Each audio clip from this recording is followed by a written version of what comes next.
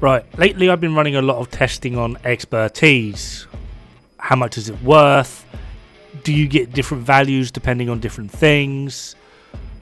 How much a talent is affected by expertise? How much the overall output of your weapon with expertise plus talent, or without expertise with talent? A whole mess. Now, I've already gone over expertise on armor, wasting over 300 exotics and regretting life ever since. I do the dum-dum so you don't have to. And I have thought about looking into expertise on skills. However, I kind of feel like this is just pure make your own mind up. I mean, I have opinions on what is or what isn't worth it, and I don't know, maybe you guys wouldn't mind a video on that, depending on, I don't know, like maybe you just want to get my impression of it, or maybe I can think of something that you guys potentially haven't. But yeah, generally speaking, I've covered armor. I'm not too keen on doing expertise on skills unless you want me to do one. So I'm just looking at expertise on weapons. Now, I am still looking into one side of this, which I'm not going to post any evidence for because I've tested like 4 things: Eagle Bearer, Bullet King, Pestilence, and Regulus. And despite the fact that these weapons are in different classes, the actual main difference of where expertise comes in is Eagle Bearer doesn't have a damage talent, nor does Bullet King. Pestilence does, so does Regulus. And from what I'm seeing so far, that exotic weapons that don't have any form of damage talent, it's actually kind of looking like it is a complete and utter waste to even bother putting expertise on them, because you're actually not getting anything at all. Well, it'll be unfair to say you're not getting anything. You're still getting a 20% increase in your weapon damage, because we're just looking to look at it from expertise 0 to expertise 20. So you are still going to get that 20% increase. However, look at it this way. If we were going to do 10 times 4, we get 40. But then if we do 12 times 4, we get 48. Now this is pretty much a very, very simplistic representation of just how expertise is going to work on your build. You did have 10 damage, you put expertise 20 on, blah blah blah, you get 12 damage. Adding in the rest of your build, we're going to go with times 4 because screw it. Expertise, you've added in 20%, you've gone from 40 damage to 48, brilliant. But then you have a damage talent, which is going to add another, let's say 10 on. Problem is, Eagle Bear doesn't have a damage talent, so where every other weapon is going to go from 48 to 58, or 40 to 50 without expertise, Eagle Bearer is just stopped at 48. The higher you can get your base, the more effect your multipliers have later on. And with expertise in the mix, weapons that don't tend to have a damage talent, especially weapons that kind of fall short anyway, which we've already discussed several times, Eagle Bearer's not quite cutting it when it comes to the end game, I would argue. I know a lot of people like it, but it's nowhere near one of the top ARs, point blank.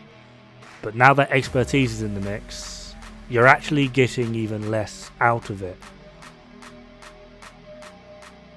Weapons that come with a damage talent, even Chameleon with its plus 90% all weapon damage, at this point just point blank outperforms Eagle Bearer. Pestilence, where it's Plague of the Outcasts debuff, the talent on it is based off of your all weapon damage. This is also affected by your expertise because it's increasing your base value. Regulus, the explosion, affected by your base value. There are quite a lot of exotic weapons, weirdly, that don't actually have like a straight up damage talent, and expertising these weapons is at the moment, from my base testing, looking like a bit of a negative.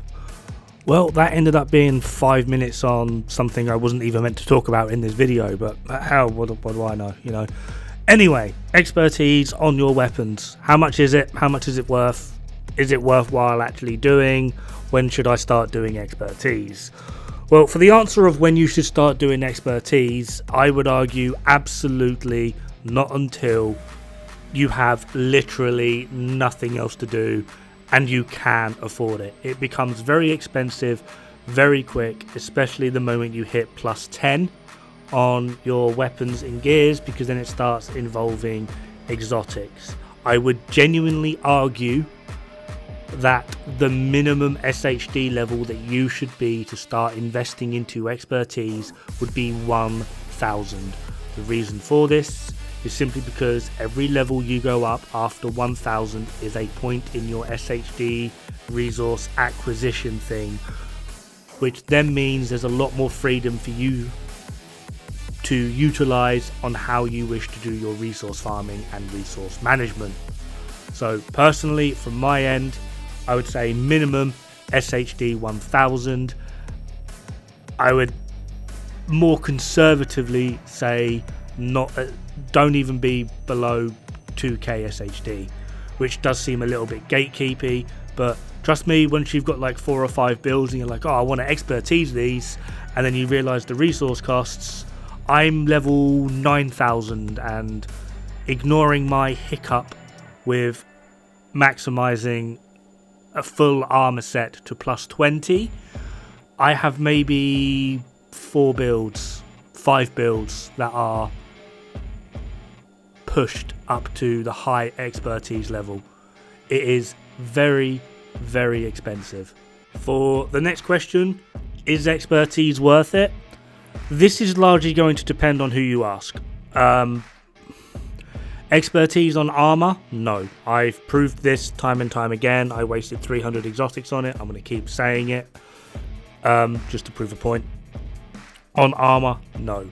On your skills, depending on what skill it is you put expertise on and what the expertise actually increases on that skill, will be determining whether it's worth it or not. As a whole, on skills, from what I have seen thus far, I'm going to say it's probably the best use of expertise.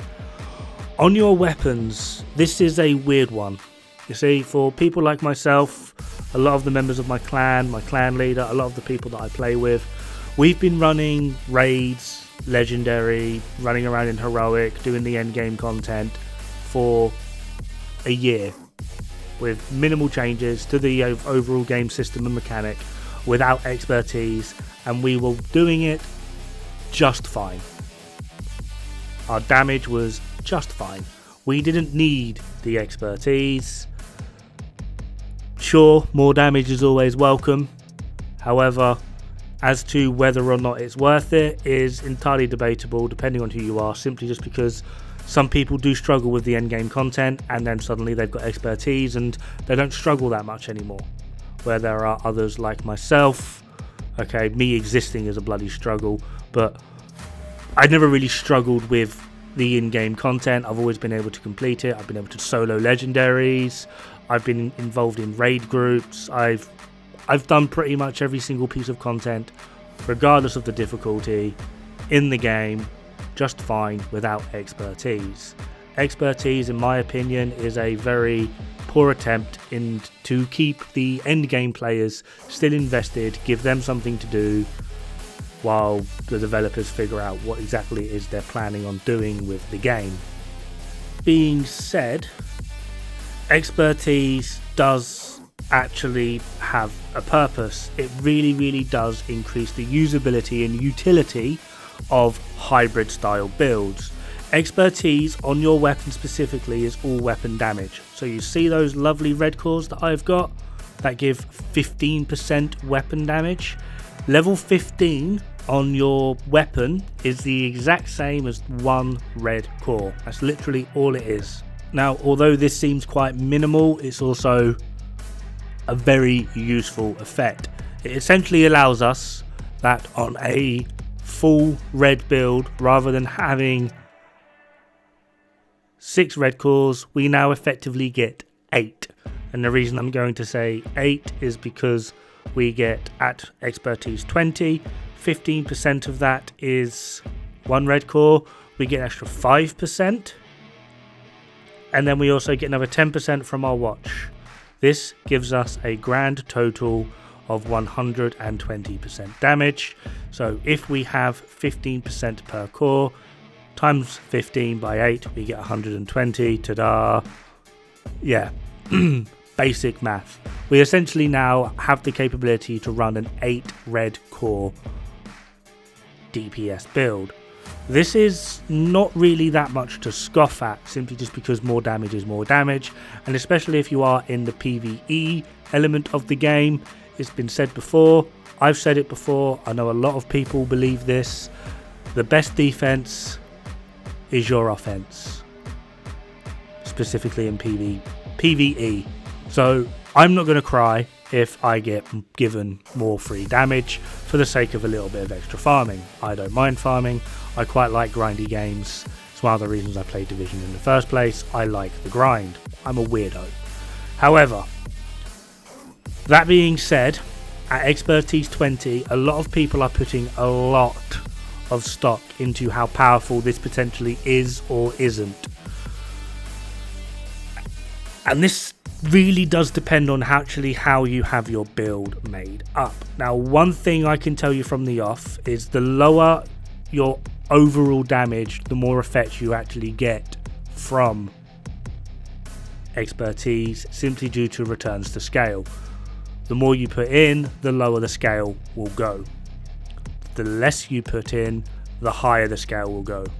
Now obviously, because it's me, I've got a few spreadsheets on this, and hopefully I can explain what I mean by the scale, as well as also show the overall effect that having plus 20 on your weapon will actually give. Right, so up first we have a FAMAS, top one being plus 20 expertise, bottom being 0 expertise. As you can see, in overall DPS as well as just our shot for shot damage, we get an 8.7% increase. This is also represented when we put this to Eagle Bearer, 8.7. However, we're running contractors as well as foxes, so if I do the same test now, but with an LMG, we're only getting an 8.3% increase, both DPS and damage, and this is also doubled up and confirmed when we look at rifles. Now there is one thing that I do want to note. Although we're only getting an 8.7 to 8.3 increase, this increase can be huge. This is a White Death calculation. Although it's only a 20% increase on your all weapon damage, and this totals 8.7% increase across the board, that 8.7% increase is equal to 500,000 damage. Welcome to scaling, I suppose. Now the final thing to go over is costs. Now this is just going to be an example of the spreadsheet. Just because there's so much to go over here, I'm not going to go over it. Now this comes from someone in the Bro Squad Discord. I believe they're also in Vroom. They're in quite a lot of Discords, to be perfectly honest. Their name is Meyers. This person has put a considerable effort tracking the expertise upgrade costs, the percentage values, how much you get out of it, optimization costs, expertise costs, open world XP farms. There is a lot. I am leaving a link to this spreadsheet in the description below. I promise it's very easy to look at and understand. It is very much going to be worthwhile, a quick perusal in just understanding that, especially when it comes to expertise. There is a lot that goes into it. So huge shout out and massive thank you to Meyers for doing this, and yeah, just absolute god tier material. Anyway, that is going to do it for this video. I hope this has helped you out. Have fun, good luck, don't die. Bad for the health.